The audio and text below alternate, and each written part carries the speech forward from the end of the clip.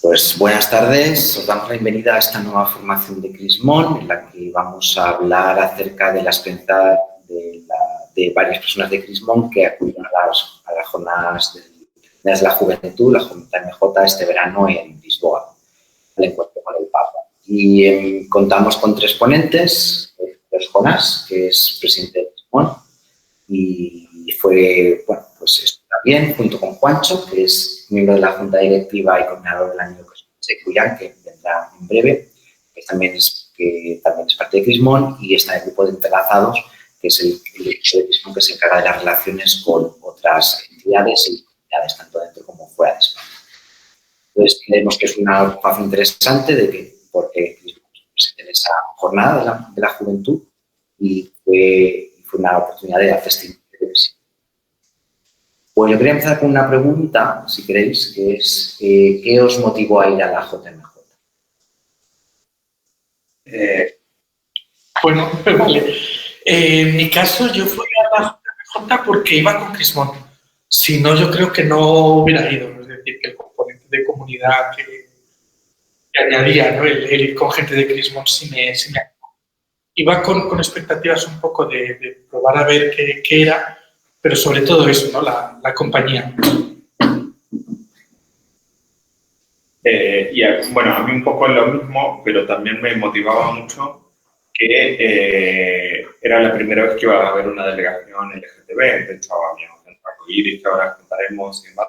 Pero fue como, bueno, yo no soy católico y la JMJ es puramente católica, pero sí todo me llamaba muchísimo la atención el protagonismo que podíamos tener y el hecho de representar a Crismón me parecía. ¿Podrías contarnos un poco qué era ese centro arcoíris? El centro arcoíris era un espacio físico en el cual se realizaban diferentes actividades que reunía a todas las comunidades LGTB cristianas, sobre todo todas las que están en la Global Network. Y bueno, digamos, era como un espacio seguro. Luego, con diferentes actividades nos dimos cuenta que realmente en Lisboa se necesitaba más seguridad que la que estamos acostumbrados aquí en Madrid, y por eso entendemos un poco la seguridad con la que se manejaban. Pero bueno, había ponencias, hubo ponencias de Cristina Mujeres, estaba James Allison, estaba planificado que esté James Martin, y luego estuvo solo telemáticamente, porque es un poco complicado el tema de la seguridad. Pero bueno, se trataba sobre todo de vivir la experiencia de la JMJ a través de nuestra realidad.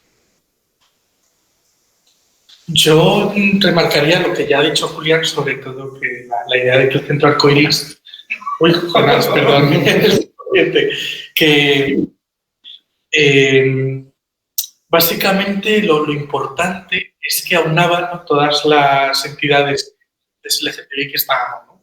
Estábamos nosotros naturalmente tenían mucho peso las personas de Portugal. También estaba alguna persona de ICTIS de Sevilla, estaban los de Dignity de Boston, es decir, que era algo muy, muy ecléctico. Le damos a Julián, que para que se vea, no se te ve. Y estábamos preguntando, Julián, bueno, ¿qué motivaciones tenéis que ir a la JMJ según vos contaréis también tu experiencia de arcoíris? Bueno, a ver, en mi caso quedaba yo un poquito fuera de la horquilla de lo que es el perfil de la JMJ, pero sí veía la oportunidad de que el grupo de Crismón se animara de alguna manera, no se hiciera presente, porque estaba viendo que, bueno, nos estaban invitando sobre todo las comunidades hermanas de Portugal, pero también tanto desde GNRC como desde el Grupo Católico del Foro Europeo. Y entonces mi motivación fue un poco dinamizar el asunto, ¿no? Pues convencerlos para que nos hiciéramos presentes, llevar un poquito las gestiones, ¿no? En mi caso tuve la suerte ya de que había participado en otras JMJs, la última, claro, la de Madrid, pero también había estado antes en París, en Roma, y me parecía que era una experiencia a la que Crismón debería sumarse, ¿no? sobre todo porque, yo lo decía, ¿no? Digo, teniendo en cuenta la perspectiva de mi última JMJ, que fue la de Madrid, con un papa diferente y con un cardenal de Madrid diferente, ¿no? A lo que hemos vivido ahora en Lisboa, el cambio ha sido pues, radical, ¿no? O sea, el poder ver a gente por las calles con sus banderas arcoíris, sus banderas LGTB, bueno, pues creo que ha sido muy, muy enriquecedor. Y luego, en cuanto al centro arcoíris, bueno, pues me ha parecido una iniciativa muy interesante. Nosotros en Crismom, en el año 2011, en la JMJ, ya tuvimos también la experiencia de abrir nuestras puertas, ¿no? Y de tener todos los días una oración en diferentes idiomas, ¿no? Y estuvimos acogiendo mucha gente. Teníamos la suerte de que disponíamos de un local a escasos metros de donde se hacían los actos centrales, ¿no? Porque estaba en la calle Barbieri, al lado de la Gran Vía, y había uno de los escenarios en la Plaza de Cibeles, donde se hizo la acogida, donde se celebró el Via Crucis, ¿no?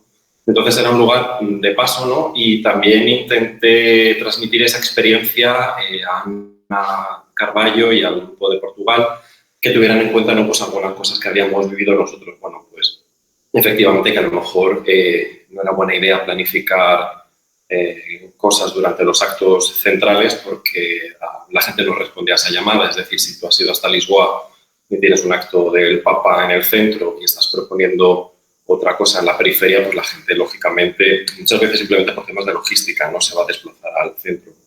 Bueno, pues eso, les estuvimos haciendo algunas sugerencias, ¿no? de cómo podían gestionar el centro arcoíris, pero la verdad es que yo creo que no hubiera hecho ni falta, ¿no? Porque el trabajo del centro arcoíris fue muy bueno.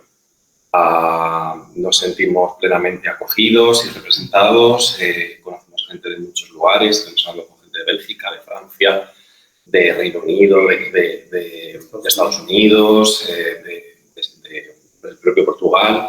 Entonces, fue un espacio de mucha amabilidad. Es verdad que, como ya han comentado ellos, la programación se iba viendo alterada en función de cómo iban desarrollándose los acontecimientos, pero fue muy enriquecedor. Fue un lugar donde de verdad nos sentimos muy a gusto y desde luego yo agradezco el esfuerzo de la comunidad de Portugal porque se desvivió por nosotros hasta llevándonos y trayéndose en coche, o sea, todo lo que hacía falta para que estuviéramos, para que participáramos, trayéndonos hasta una cervecita fría, ¿no? Que una tarde de agosto es una cosa que se aprecia mucho. Entonces les quiero dar las gracias públicamente porque de verdad que se portaron, vamos, como auténticos anfitriones, ¿no? Y la verdad fue muy bonito. Bueno, otra pregunta, sí. ¿Qué gestos de acogida visteis fuera de ese centro arcoíris, de otras comunidades, otros grupos de jóvenes? ¿Hubo algún gesto que os llamase la atención o que agradecierais o que recordéis con mucho cariño? Pues hubo muchos. Sobre todo lo que más nos sorprendió fue de gente aquí en la calle.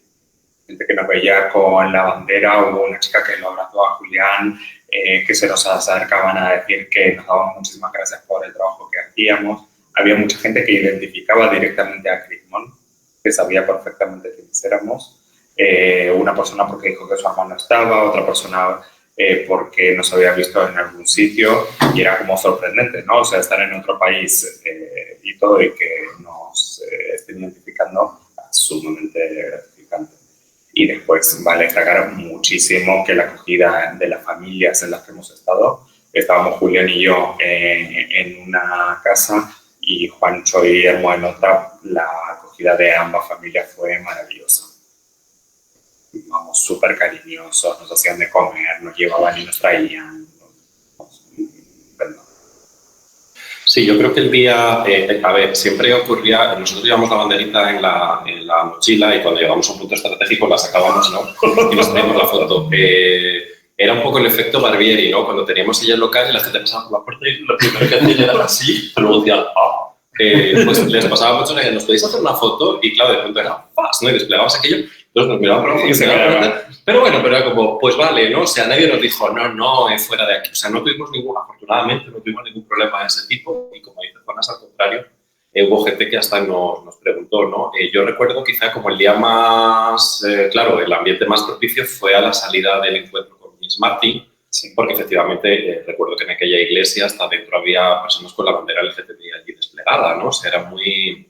Insisto, es que para mí era como mi primera JMJ. O sea, digo, es que esto yo no lo he visto antes, ¿no? Entonces estamos dentro de una iglesia abarrotada, pero abarrotada, con James Martin, que habló de otros temas, pero que eran muy interesantes también, porque al final, bueno, pues también toca a la fe de las personas.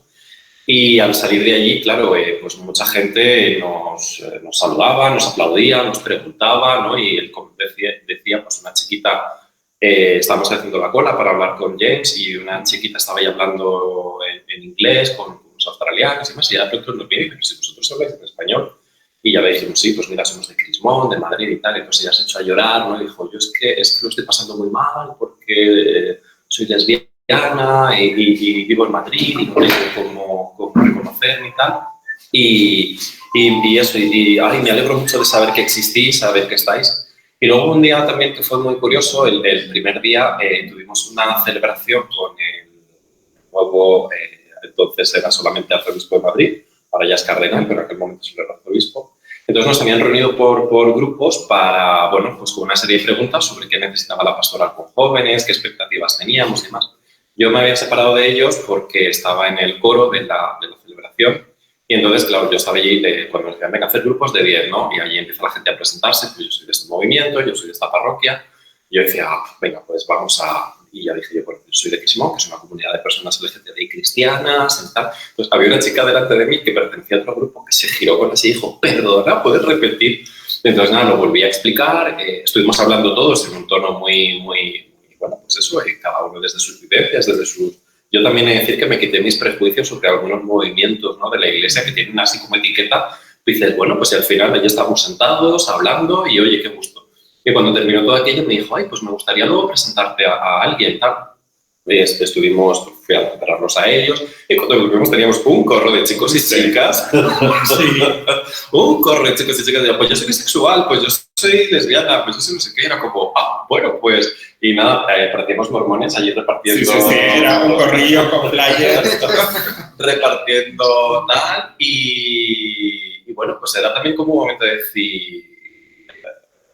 O sea, claro, era un encuentro de nuestra diócesis con personas de nuestra diócesis en Lisboa, pero al fin y al cabo madrileños, y aquello no generó ningún conflicto, al contrario, fue un efecto llamada, ¿no? Y entonces luego ya nos volvimos a hablar con ellos, ¿qué tal? ¿Cómo estáis? No sé qué, y tal. O sea, además, pues, posteriormente al corrillo ese, nos estaba haciendo una entrevista José Beltrán de Vida Nueva, en la parte de detrás del backstage. Y justo cuando estábamos estirando la bandera para tomarnos la foto, aparece Cobo. Hola, chicos. ¿Qué tal? ¿Cómo estáis? Fue un momento agradable, sí. Era también muy normal, muy cotidiano. Sí. Pero realmente sabía quiénes éramos perfectamente y estaba como agradecido que estemos ahí. Nos preguntó sinceramente cómo estábamos. Sí, tenemos que decir también que la del EJU de Madrid estuvo preocupada en todo momento de cómo estábamos, de preguntarnos, de acercarnos, de si estábamos bien con la familia, si habíamos tenido algún problema, súper pendientes. Sí. A mí lo que más me ha llamado la atención, ¿no?, de este tema es cuando sacábamos la bandera de Crismón o alguno de nosotros llevaba la bandera LGTBI puesta, lo que sea. Hay gente, claro, que se sentía identificada, ¿no?, por nosotros y por estas banderas. Entonces estábamos representando a otra gente incluso sin saberlo, ¿no?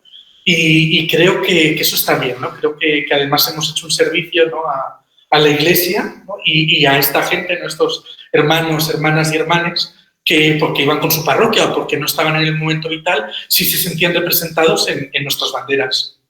Que yo creo que, insisto, es que eso es muy importante, porque cuando, insisto, yo que he estado en otras JMJs fantásticas, pero con otros ambientes, con otros tal, no ver esas referencias como decir, o sea, pongo el ejemplo de Madrid, vale, tenemos el local de Crismón abierto, si quieres esto tienes que ir allí al local de Crismón, porque una vez que salgamos del local de Crismón, esto o sea, no puedo ir a Cuatro Vientos y sacar una bandera LGTBI, o sea, no puedo.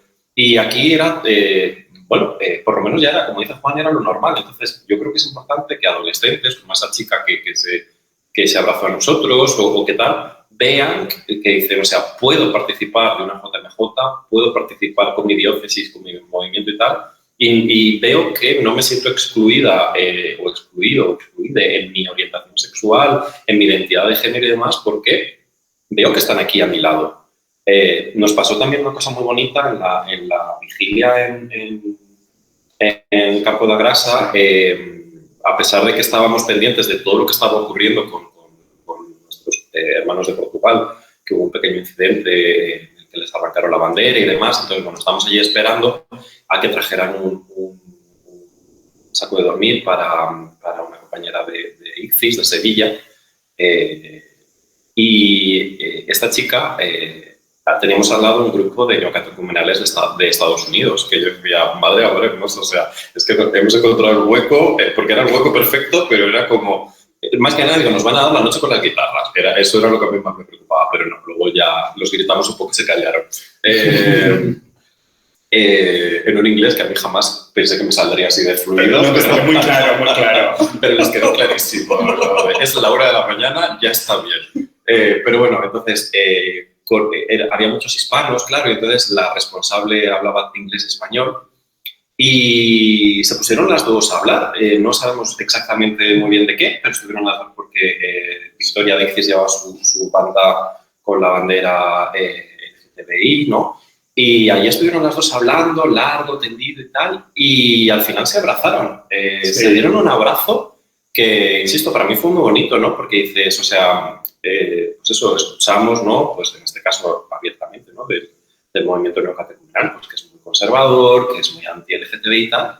Bueno, pues allí se dio circunstancia de que estas dos personas estuvieran hablando, escuchándose. Seguramente nadie cambió la visión de nadie en lo espinoso o en lo tal, pero se produjo el encuentro de comunión, ¿no? Que para mí era lo más... además los estábamos mirando así como de... Claro, porque Victoria se puso a hablar hasta con los neonazis que no nos dejaban entrar en la iglesia aquella, con un coraje. O sea, una mujer que a mí, yo la conocía solo de videoconferencia y tal, y desde luego en Lisboa he conocido a una grandísima mujer, ¿no? Entonces ella no tenía ningún problema en afrontar, ¿no? Enfrentarse en afrontar.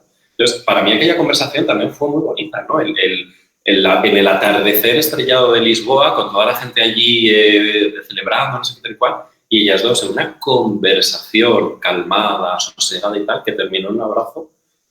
Para mí son gestos que son muy buenos, insisto, porque limpia de prejuicios, que nosotros también tenemos prejuicios, ¿no? Hacia otras personas y hacia otros grupos y demás.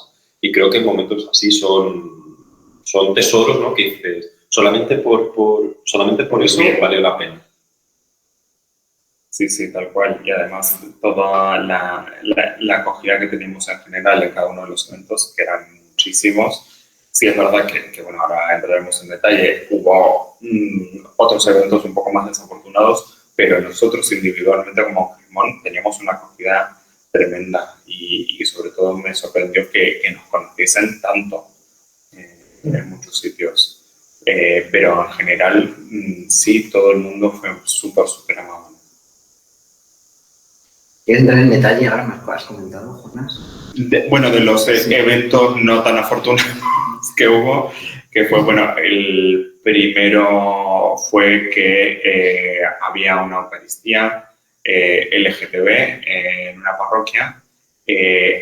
No dijeron hasta último momento en qué parroquia era. Entendemos que, por esto lo que comenté antes, que la seguridad que tenemos en Madrid no es la misma que tienen allí, que era algo que yo personalmente desconocí un poco. Realmente pensé que estaban más alineados con la aceptación LGTB que tenemos nosotros, pero bueno, no es tan así. Y cuando estábamos por entrar, llegando a la parroquia, llegamos, había un grupo de gente, todos... Bueno, perdona, Jonas, en mi candidez, yo llegamos aquí en el taxi y digo, uy, pues sí que somos gente. O sea, sí. Dije yo, pues va a estar esto lleno. Además, hay que aclarar que los chicos eran, bueno, de buen ver. Bueno, el primero que estaba allí llevaba mechas. Y yo dije, claro, vamos, pues según lo vi allí con aquellas mechas, ¿qué tal? Yo dije, aquí estamos ya. Pero que de las mechas no... Que porque, sí. Era el chico este de las mechas, otros chicos rapados, en plan un poco skinhead, y las mujeres con mantilla. Entonces, yo no entendí muy bien qué pasó. Automáticamente a mí me metieron adentro de la parroquia, me dijeron pasa. Sí, nos metieron como los conciertos, o sea... Y yo dije, ¿qué pasa? Ahora te decimos. Ahí fue cuando Victoria dijo, ay, espera un momento. Y Victoria, con toda naturalidad, se cruzó y fue a hablar con ellos, pero con una templanza impresionante, que yo me quedé, pero Victoria, ¿qué haces? Y no. Y realmente no pasó nada. A ella le dijeron que ellos no estaban ahí en contra de nosotros, ni que tenían planeado hacernos nada, sino que estaban en contra de la iglesia por realizar que era su discurso, realmente estaban en contra de nosotros. Pero bueno, una vez que estábamos dentro, no se les podía prohibir el ingreso, entonces se fueron metiendo a la vez que nosotros. Fue curioso porque como hacia un lado nos fuimos sentando todos los LGTB y del otro lado se fueron sentando ellos. Y bueno, la daba James Allison, la daba el cura de la parroquia y otro más. Eran tres. Estaba la policía prevenida, ¿ya? Y cuando sale, James Allison además sale con la zona arcoiris.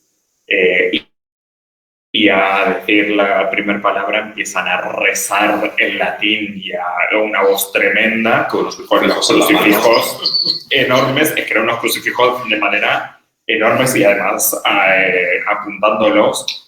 Era como yo cogí a Juancho y a Guillermo y nos pasé detrás, el pobre Julián se quedó. Ahí en la plaza. Porque había como una valla, como una pared de madera y los chicos vení para atrás. Bueno, yo tenía la guitarra también. Sí. Pero era como escuchar a Regan, la niña del exorcista, porque era Pater noster quest in Charlie, sanctificatur. Claro, y nosotros estamos cantando con la guitarra y aquello era Ave María, gracia. O sea, con unas voces realmente daba miedo. A mí me entró la risa de nervios. Entonces, yo lo sentí mirar para abajo porque me estaba dando risa. Pero claro, todos los Guillermo se quedó así. Mirando los tíos y siéntate.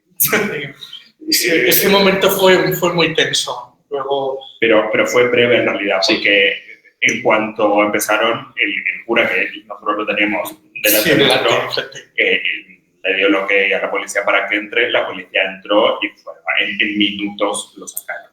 Que después afuera siguió liándose porque había cámaras de televisión, acabaron todo el rosario fuera porque nosotros seguíamos en la Eucaristía y se escuchaba de fuera que seguían con su Ave María. Pero bueno, fue eso que para nosotros fue chocante, pero creo que los que peor lo llevaron fueron los de Portugal, porque claro, era su evento, uno de los chicos era su parroquia. Sí, les afectó mucho porque toca cosas muy personales y era llama viva. Es verdad que hay que reconocer que a pesar de lo almodovariana que era la situación, porque en realidad, o sea, yo no llegué a sentir peligro, insisto, a lo mejor porque soy muy Heidi, pero, y es verdad que ellos tampoco manifestaron ningún tipo de violencia ni de empujón, o sea, eran muy serenos y muy contundentes en, no, mira, no os preocupéis, nosotros en realidad venimos aquí porque no estamos de acuerdo con lo que hace este sacerdote y con que no se debería hacer esto. O sea, era todo muy... O sea, no hubo gritos contra nosotros ni tal. Y desde luego en el momento en que, claro, la policía no podía entrar si no tenía el permiso del sacerdote, porque además luego, por lo que nos comentaron, es delito en Portugal, es decir, el interrumpir un culto religioso y tal, pues está tipificado por el Código Penal. Y entonces ese ya era el momento en el que efectivamente al llamar el párroco y decir, mire, están interrumpiendo... Sí, eso lo dijeron que hasta que no se interrumpa realmente no pueden interrumpir. Que mientras estuvieran fuera protestando o que estuvieran allí sentados, la policía no podía hacer nada. Pero claro, en el momento en que ya el párroco los avisó y la policía vio el percal, entraron decenas de policías, porque había más policía que nosotros casi, y abandonaron, o sea, se levantaron, se fueron y la ceremonia pudo continuar y bueno, pues... Insisto, la sensación por lo menos también era un poco de shock y de decir, estoy a 800 kilómetros de Madrid o no sé cuántos puede haber y esto está pasando. O sea, claro, cuando luego te hablan de lo que ocurre en Uganda, de lo que ocurre en no sé qué tal, dices, si es que damos por sentadas y por garantizadas muchas cosas, que no lo están. Entonces, en cualquier momento, hasta en un país, en una república laica como es la portuguesa, ¿no? Y con un tal, este tipo de situaciones se pueden producir, ¿no? Afortunadamente, al salir de allí, justo fuimos al Parque Eduardo VII, que era lo que había llamado la colina del encuentro, por la situación que tenía, y era la acogida con el Papa, y fue el famoso momento del todos, todos, todos, que me imagino, o sea, tuvo mucha redundancia para los medios de comunicación, para tal, pero creo que para nosotros fue 2 horas después. Nos vino al pelo y fue como si 2 horas después... Claro, o sea, fue salir de allí, coger Sí. el metro, bajar, el Papa ya había llegado, empezó el acto, entonces soltar aquello, ¿no? Y fue como... Fue un bálsamo. Sí. O sea, Sí. y sí. Yo quería destacar, ¿no? Además, un poco del shock del momento, porque es verdad que fue un poco así, ¿no? La idea que ha dicho Julián, ¿no? De que tan cerca de casa ocurra esto, dices, oye, yo no sabía, ¿no? Que en la Iglesia de Portugal había este sector tan ultra, ¿no? Que en España, hombre, es verdad que hay una iglesia muy conservadora, ¿no? Pero para nada tan ultra como este grupito, ¿no? que vino, ¿no? A intentar reventar la Eucaristía. Pero bueno, y también señalar el papel de los sacerdotes, sobre todo el que presidía, o sea, el momento, ¿no? En el que el sacerdote decide presidir una Eucaristía, ¿no? De un grupo LGTB, y después cuando se monta, porque vienen estos ultras, llama a la policía para echarles. Yo creo que esto es historia de la Iglesia, porque nunca antes había pasado algo así en el que un sacerdote se mojara de una forma tan contundente, y mucho menos en una JMJ, ¿no? Yo creo que estamos, y ese momento fue, ¿no? un punto decisivo en todo nuestro camino, porque fue un apoyo oficial y directo, ¿no? y plausible de un sacerdote.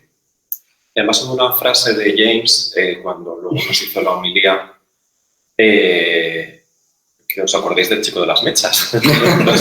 Y James dijo, me da pena porque los miro y veo a algunos de nosotros. O sea, y es verdad. Sí.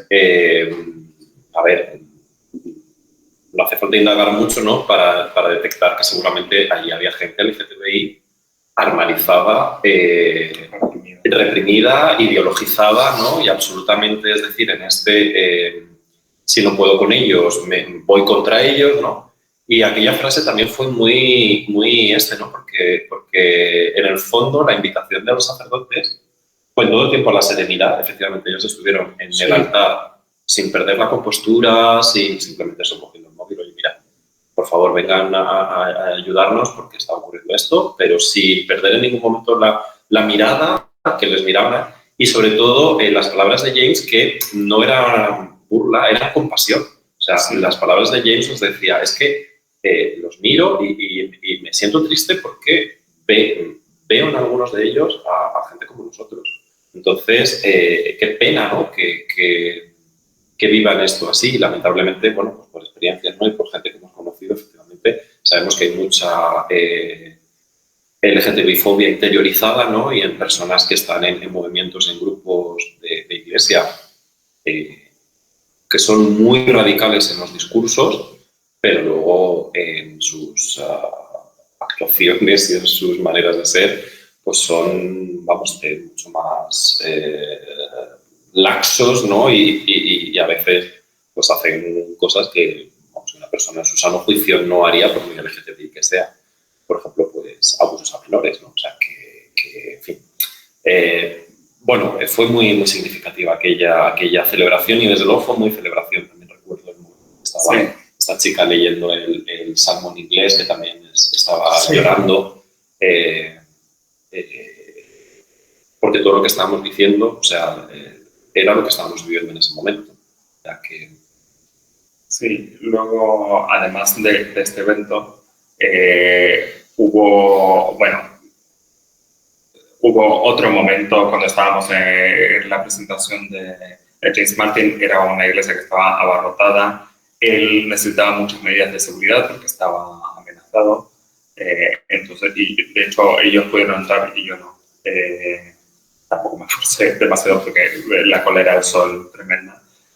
pero cuando salimos, que nos estábamos haciendo una foto en la cual se había sumado un montón de gente, o sea, eran nosotros con la bandera y se había sumado, claro, era la con la para ver a James Martin, pero se había sumado un montón de gente a nuestra foto, que está en nuestro Instagram y hay un montón de gente que yo ni sé quiénes son, pero bueno, se habían sumado y había un chico pobre que muy descolocado intentaba tapar la bandera, pero era como uno que decía así, joder, o sea, que así, y después, bueno, un evento bastante desafortunado, pero ahí ya nosotros no estábamos, o sea, estábamos al tanto, pero fue que la gente de Sopro, Portugal, estaba intentando entrar al predio en el que se hacía la vigilia. Hay que tener en cuenta que son personas un poco más mayores, con alguna dificultad física y tal, y personas les quitaron las banderas, les agredieron tanto verbal como físicamente, y bueno, ocasionando que salgan porque les obligaron a irse porque tuvieron que ir a hacer la denuncia, y bueno, se sintieron sumamente intimidados. Y en la misma vigilia, muy lejos de nosotros, estaban los de Dignity, que también hubo unas personas que verbalmente no sé si amenazaron, pero los intimidaron, más bien, y decidieron marcharse porque se sentían inseguros. También ahí hablábamos con Julián que igual no conocían también las garantías que uno puede tener ahí, que le pueden, o sea, en un predio en el que está lleno de policías, lleno de seguridad, le dices, mira, que me hicieron esto, estate atento, pero antes de hacer eso prefirieron marcharse. Pero bueno, que había gente muy, o sea, algo muy minoritario, pero había gente que estaba en contra. Pero sin más, esos fueron los eventos, digamos, un poco más desafortunados. Sí, cuando estaba esta persona en la puerta de la iglesia donde hizo James Martin su ponencia, ahí era una persona que claramente se veía, bueno, pues que sí, tenía algún tipo de discapacidad o lo que fuera, porque bueno, lo que hacía era enarbolar una Biblia, ¿no? Y tal. Y la gente le decía, pero ¿qué haces? Pero déjalos, ¿no? O sea, ahí la gente como que nos defendió, que no hacía falta que nos defendiera, insisto, porque no... O sea, a las claras era alguien que lo que quería era su, no sé, pues su momento de gloria, su momento de redención, no sé cómo llamarlo, ¿no? Aquí estoy, Señor, con mi Biblia para hacer tu voluntad o lo que sea. Pero en general la gente, como que, pues eso, cuando gente que le habíamos pedido, oye, pues nos hacéis una foto y tal, pero quítese, pero a ver, este hombre, no sé, o sea, quiero decir que en general, insisto, la gente, pues de estupor, ¿no? Al principio como de, pero luego, o sea, yo he sentido que ha habido acogida y comprensión y que no ha habido, vamos, nosotros, insisto, hemos tenido muchísima suerte porque el día este del campo de Gracia, pues escuchando lo que les había pasado a Dignity y lo que les está pasando a Sopro y tal, pues estamos un poco con el ojo avizor rodeados de neocatecumenales de San Luis, pero absolutamente, no nos ocurrió absolutamente nada. O sea que, claramente tuvimos esa suerte. Y al revés, como hemos dicho antes, tanto nuestra diócesis como las personas que nos acogían, como mucho tal, siempre pendientes, siempre preguntando, siempre atentos, con lo cual ha sido una suerte y una gracia y volver y no tener ningún tipo de problema. Vale, imagino que compartís también experiencias con otros grupos LGTB y cristianos. ¿Hubo alguna que os llamara la atención en especial? Bueno, yo puedo señalar, por ejemplo, un poco por la cercanía del lenguaje, me puse a hablar con un chico de Valladolid, por ejemplo, con el que últimamente estamos teniendo mucho contacto y de hecho viene al encuentro LGTB creyente que se en Chipiona, que prepara ICTIS, ¿no? Entonces, creo que este tipo de cosas, ¿no? Como la JMJ es una oportunidad para hacer lazos, conocer gente, ¿no? Tender puentes y este es uno más, ¿no? O sea, en ese momento me acerqué un poco más porque me sentía más cómodo con un español que con un francés, naturalmente, pero, por ejemplo, es una de las cosas, ¿no?, más bonitas que me llevo yo de esos días, ¿no? Pues una persona, ¿no?, que está en otra comunidad autónoma, en otra ciudad, pero que perfectamente es de nuestra causa y es hermano nuestro. Sí, es verdad que, por ejemplo, con ICTIS estábamos como fusionados. O sea, Sí. Realmente hacíamos todas las actividades juntos. Lo que pasa es que, bueno, nosotros ser más y nosotros seguir gran colonizadores poniendo la bandera en todos lados, pues... Nosotros llegamos al punto arcoíris el primer día, nos cogimos una mesa no y sabíamos era para nosotros, nadie. pero... Pues esto es Crismón, y la gente entraba como en plan de, pero sí, sí. Y gracias a esa mesa fue que también se nos sentaron en un momento en los de Dignity, así todos, era una mesita un poco más grande que esta, y estuvimos ahí charlando un montón con los de Dignity. También con gente de París, había unos Sí, chicos sí, había un grupo de franceses. Y hablé con los de Dignity, y como no hablo muy bien francés, cuando llegaron los franceses ahí se cargó el polígono. A ver, nada, o sea, a mí llamarme la atención, aparte, insisto, de la serenidad y del manejo de las situaciones de Victoria Beicis, que a mí me dejó completamente alucinado, porque decía, o sea, qué ovarios tiene esta mujer, o sea, que yo estoy aquí como tal, y ella me decía, pero vamos a ver, ¿cuál es el problema? ¿Qué es lo que te preocupa? No sé qué. Y ella, tranquilamente, eso sí que fue no así, pero más a nivel personal. En realidad todo fue muy fluido, ¿no? Mucho intercambio de experiencias, mucho contar lo que hacíamos en cada sitio, cómo nos organizábamos, conocernos, compartir, insisto, tomarse una cervecita. No sé, o sea, era más un ambiente de convivencia que... Sí. También estamos acompañados mucho por esta gente de México. Gonzalo, que nos acompañó a un montón de sitios, que conocía más Lisboa que nosotros. Sí, era como, bueno, diferentes personas de diferentes ámbitos. Los de Portugal, por supuesto. O sea, estaban súper pendientes de nosotros y había mucha comunicación. De hecho, la hay hasta el día de hoy. Compartimos tal foto, compartimos esto y se publica en Instagram y se hace tal cosa. Sí, o algún documento, algún comunicado que hemos sacado también entre sí, de varios contamos con los portugueses. Del infortunio este que tuvieron ellos en el momento de ingresar a Campo de Grano. Hubo un comunicado conjunto que lanzamos Dignity, el Centro Arcoíris y Crismón, que fue EICTIS, que fue redactado en conjunto. Había muchísima conexión entre ambos. Bueno, a modo de conclusión, ¿qué diréis a la gente, a quienes nos escuchan acerca de asistir a una JMJ?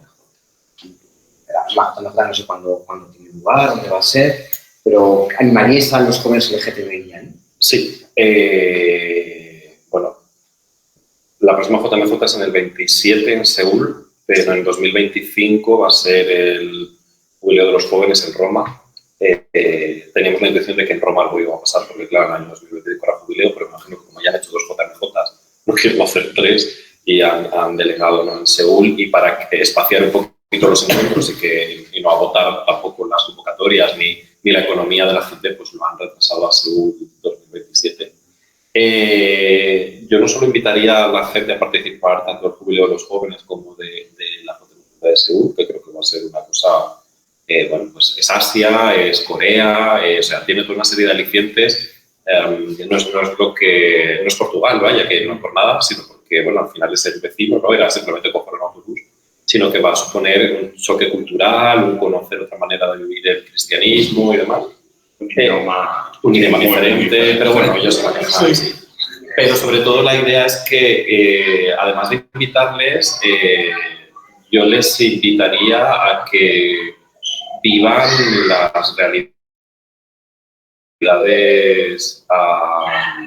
normales en sus parroquias, en sus diócesis. Aquí, por ejemplo, a la vuelta de Lisboa, en octubre estuvo el Madrid Live Meeting, me parece que fue, donde se invitó otra vez a las personas que habían participado en la JMJ, pero no solo como un post-JMJ, sino como un bueno, o sea, esto es extraordinario. Quiero decir, una JMJ no deja de ser un encuentro extraordinario, pero leyendo los discursos del Papa estos días, otra vez, que recomiendo a todo el mundo, o sea, son cortísimos, pero son baterías de preguntas. O sea, sí.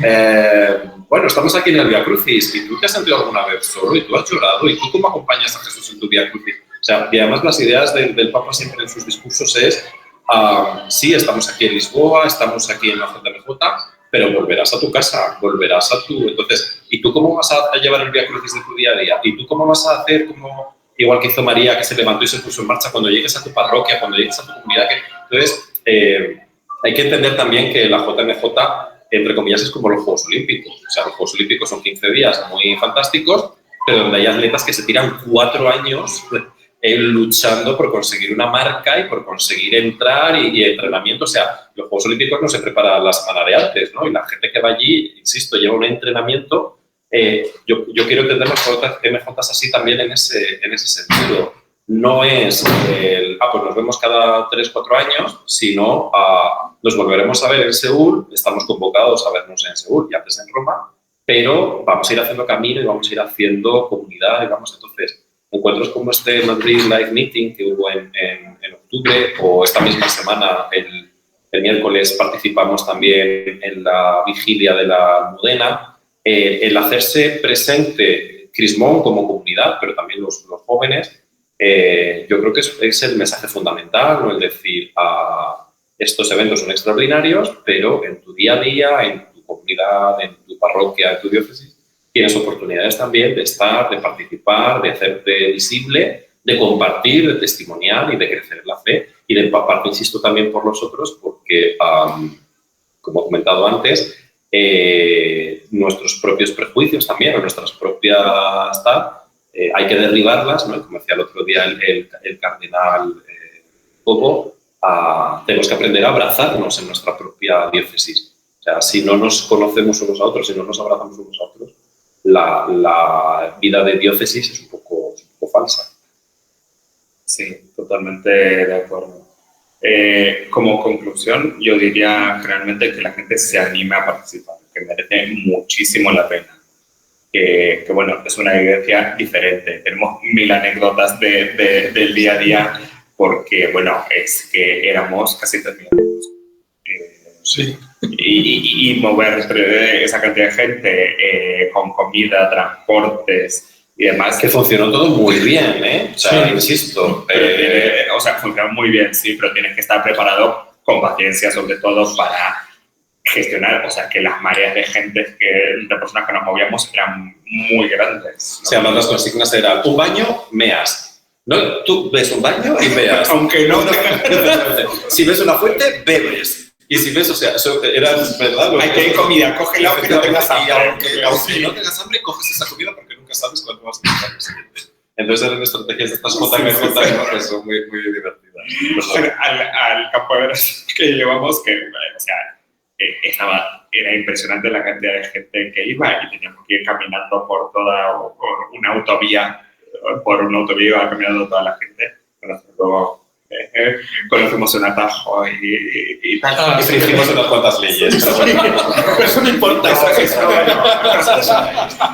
Pero es una vivencia muy particular porque lo vives o sea, no es irte a un hotel en Lisboa, es vivirlo desde otro modo, pero realmente merece muchísimo la pena. Los momentos espirituales que se viven, las vivencias con otras personas son espectaculares, pero tenemos que ir más gente LGTB porque se abrió esta ventana y hay que abrirla todavía más, o sea, no hay que dejar que se cierre, porque si participamos más y nos involucramos mucho más, no va a haber vuelta atrás. Y ya que estamos en un momento en el que el movimiento se está haciendo más visible, que estamos siendo mucho más visibles, bueno, ahora mismo estamos en una parroquia con total libertad y con todos los niños que nos acompañan con sus voces, pero tenemos un momento que tenemos que sacar provecho. Sí. Bueno, igual es un poco redundante, pero yo sí animo, de verdad, a todos los creyentes LGTB que quieran, ¿no? a ir a una JMJ por derecho, ¿no? En primer lugar, un poco en la línea de lo que nos decía esta Cristina Hinojés en una ponencia que escuchamos ahí, ¿no? De que no hay que pedir permiso, ¿no? Para estas cosas, porque somos tan iglesia como los demás, entonces creo que tenemos el derecho a ir. Pero también por deber, un poco lo que expresaba Jonás, tenemos el deber, ¿no? de hacer ruido, de ser visibles, de hacer camino por los que no pueden todavía, creo que tenemos esa responsabilidad, ¿no?, de representación, de hacer camino, de trabajar, y por esas dos razones, ¿no?, por derecho y por deber, animo al 2025, al 2027 a ir, ¿no? Cuándo, cómo, con quien quieras, pero a ir, ¿no? Y también remarcar lo que ha dicho Julián, que me parece muy importante, ¿no? La vida cristiana no es solo el evento, sino también no el saber hacer, ¿no?, sino el saber estar, ¿no? El camino también se hace en las comunidades, en las parroquias, en los grupos de jóvenes, ¿no? Así que es ahí también donde hay que estar. Sí, también, simplemente a modo de cuña, en 2025 aquí en Madrid acogeremos el encuentro y asamblea de GNRC, que es la Red Global de Católicos Arcoiris, que están también muy interesados y muy volcados en el tema de los jóvenes, entonces también les invitamos a que se animen a venir y a participar y hacer también nuestros propios eventos, ¿no?, nuestros propios encuentros. El Foro Europeo también hace los suyos. Bueno, pues que los jóvenes también vayan tomando protagonismo en esos grupos, en esas comunidades, y que se animen, que participen, que se interesen por lo que hace GNRC, que se interesen por lo que hace el Foro Europeo, que se interesen por lo que hacen nuestras comunidades hermanas aquí en Madrid, pues ICCIS, Acoyim, Betania, Miradas, en fin, no quiero decir más, pero bueno, Pamplona, Valencia, seguramente siempre me deje alguien, ¿no? Pero luego pasamos el link de la página. Luego pasamos el enlace de las páginas, ¿no? Y que nos interesemos pues, por lo que se hace también en España y que creemos esa conciencia, ¿no?, de que, bueno, están estos encuentros favorecidos por diócesis o por la propia Iglesia Universal, pero que también en nuestras comunidades y en nuestros grupos se intenta dar espacio y acogida a los jóvenes y las jóvenes para que tengan su protagonismo, para que crezcan como Iglesia, para cuidarlos y para que vayan sintiendo, pues eso, que son parte de la Iglesia y que tienen sus espacios y su protagonismo y que les recibimos siempre con los brazos abiertos. Sí, hay que remarcar también algo que hemos dicho varias veces y que siempre nos sentimos en un espacio seguro, excepto estos momentos aislados que hemos vivido, que realmente no sentimos inseguridad porque no sentimos ninguna inseguridad física, pero siempre nos sentimos en un espacio seguro con la gente, con los organizadores, con la parroquia, con todas las personas que nos acogían, que realmente la acogida invita a que vaya mucha más gente. Bueno, pues muchas gracias por vuestro testimonio. Abrimos el turno de preguntas a los aquí presentes o